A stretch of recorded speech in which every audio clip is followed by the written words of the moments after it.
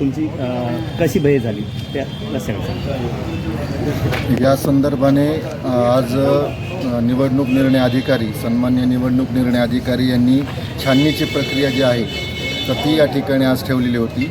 आणि या छाननीच्या प्रक्रियेमध्ये ज्या वेळेला छाननी प्रक्रिया सुरू होती तर त्यावेळेला नगराध्यक्षपदाच्या उमेदवारावरती राष्ट्रवादी काँग्रेस पक्षाच्या ज्या उमेदवार आहेत मेहरुन्निसा खलील पटेल यांनी ज्या राष्ट्रवादी काँग्रेस शरदचंद्र पवार गटाच्या ज्या उमेदवार आहेत मेहरीन बिलाल चाऊस शिफा तर यांच्या उमेदवारी अर्जावरती त्या ठिकाणी आक्षेप घेतला होता. आणि तो आक्षेप जो होता तो कास्ट व्हॅलिडिटी सर्टिफिकेट हे चुकीच्या पद्धतीने आणि खोट्या कागदपत्राच्या आधारावरती हस्तगत केलेला आहे आणि आम्ही त्या संदर्भात अपील दाखल केलेलं आहे.